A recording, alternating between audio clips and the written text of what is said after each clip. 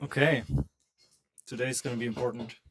I even took the time to make some notes with Claude. Basically, what I want to talk about is shame, which is the main thing that I've been dealing with, and I've been learning about it. And it's been hard but helpful. And I really want to be able to just rewatch this video and be very clear on what I'm thinking. And I plan on remaking this video to make it more and more concise over time. Um, so yeah, let's start. So shame means that instead of having feeling shame, you have a self-belief shame, which is you are fundamentally not enough the way you are. This pattern ends up in every part of your life. Some of the issues that I've been dealing with, like apologizing, dealing with criticism, making mistakes, and doing things that just are everything but amazing and perfect, make this extremely difficult.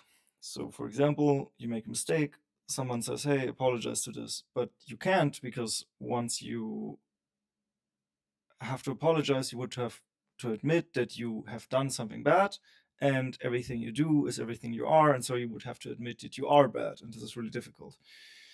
By the way, I'm saying this as someone who's, trying to live a normal life like everybody else, and I, am apologizing. It's just super hard for me. Um, School is hard because you get feedback from teachers. When I did my driver's license, that was hard because you have these super close feedback loops of, hey, do this better, do that better, and you like really have to mentally deal with it. And it was kind of too much for me at the time, but was a great lesson. And then I also dealt with, and I don't really know whether this is a chicken or the egg type situation. I was a super dreamy kid, so it would always just be in my head. And I don't know which one started, but because I was so dreamy, I would be inattentive. And so I would make mistakes in school, I would lose things, and then I would get criticism, and I would feel really bad about it. And then I would instead just go into the dream world again to not have to deal with it.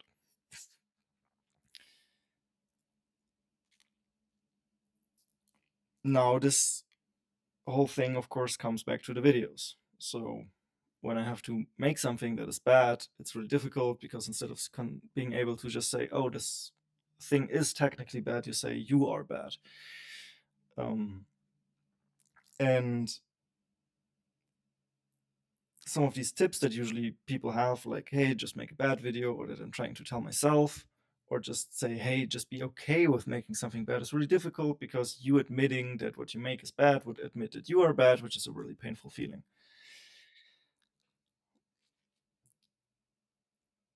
Some of the things you can do are separating action from self, as I said, and you kind of have to call this out in a way that I do right now, which is basically just a mental muscle you keep have to flex. The reason I think it affects some people so much, because one of the really big ones is also that you don't like the way you look, right? You don't like everything you are, everything you do, and your looks are really close linked to your being. Everything is linked to being if you really struggle with shame, but your looks are such a clear manifestation of that. It also makes it significantly easier to understand that if there's an overweight person, you can't just say, just eat less calories. Because what's happening is this person believes, has this deep shame. However, this actually shows off, I'm not worth anything, I'm not lovable, blah, blah, blah. This is all shame. So they have this big pain. And then, as all humans do, we drown out our pain with our drug of choice. So we have, you know, sex, porn, we have drugs, we have sugar and food, we have video games and media, right? Everything that just is so strong in everything consuming that it like drowns out basically our entire nervous system, so you don't have to feel it anymore. Or you get such a hard dopamine hit that you basically can't feel anything else for a little bit, which doesn't work for the obvious reasons. But the really shitty part is that then, as the overweight person, ends up eating the pizza, um, they feel even more ashamed about that, right? Because they know they've been making it worse. And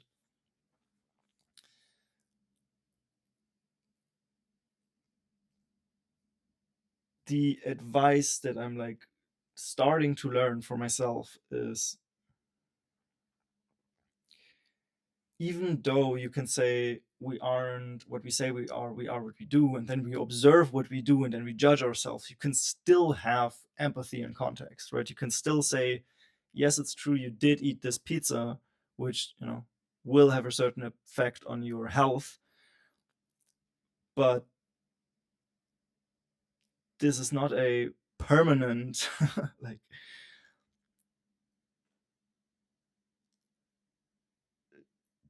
you shouldn't adapt a permanent thought about your value from that. You can just say, I just did this thing, and you can even say this thing had a certain effect, which, depending on your goals, is good or bad.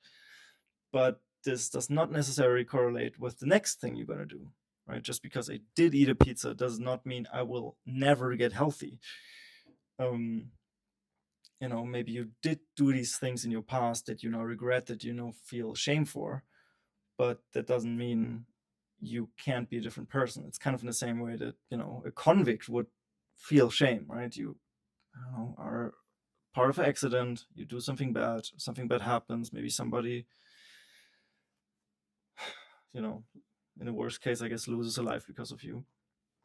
And the way you could get out of it, or the justice system would view it, would say,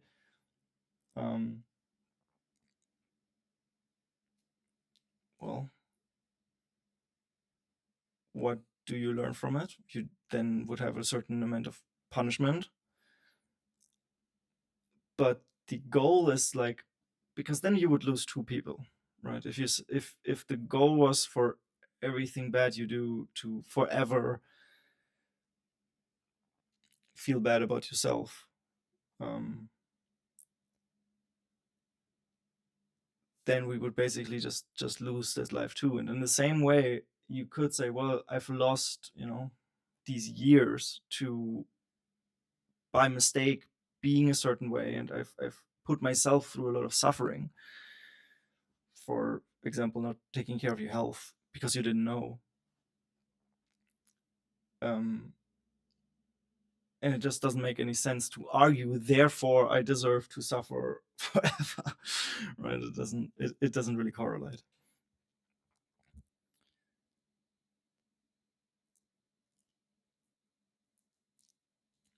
There are a few mental kind of frameworks that I've been trying to gain for the tool belt to kind of be able to go through this. First of all, I think making a video like this will be great. You can just watch it when you feel down, and you don't have the energy to reason through all of that yourself. You can just kind of start working through it. But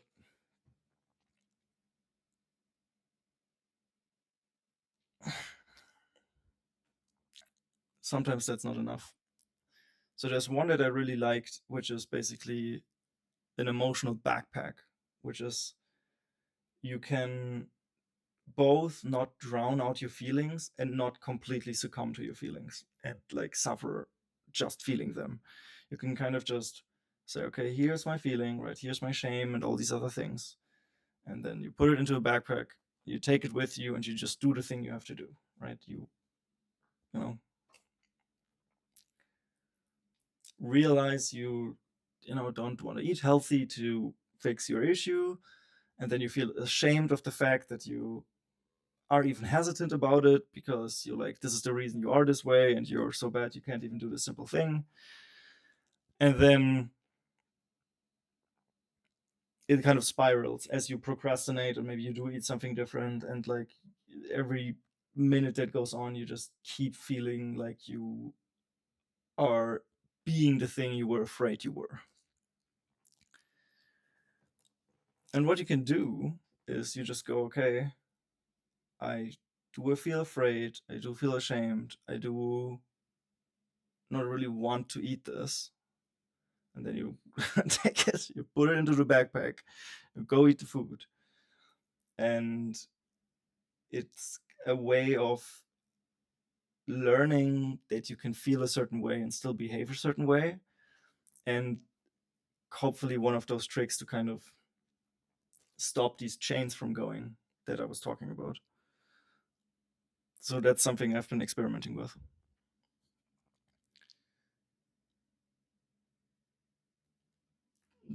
There is the genuine in the moment trying to reason through it. So what you basically do is you try to be someone else. You look at you objectively. You know everything about you. So you kind of talk about yourself and your history. You're like, well, you've had this life till now. You've had these experiences. This is the way you're reacting this way because you have learned when you were a kid, blah, blah, blah, that the way you are is somehow correlated to the feedback you've been giving. And so you think like you are bad the way you are, and now you have to be different to be good. And sometimes calling these things just out, then it kind of makes your feelings feel a little bit ridiculous. You're like, sometimes you're even annoyed. You're like, okay, here we go again. I am afraid that if I fail, that I will be proven that the thing that I was worried that was wrong with me is actually the truth, and I will die in a hole, and my life was meaningless. And you like keep going down this chain, and you like just eat the broccoli. like,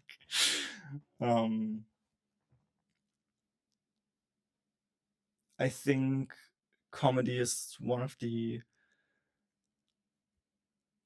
most interesting ways to be able to be really close to pain, which is why I think it's such a good coping mechanism for a lot of people, because it kind of allows you to verbalize something in a way that feels less heavy. And for a lot of people, it's a way to desensitize something they can't change. So I might look into that a little bit more in the future.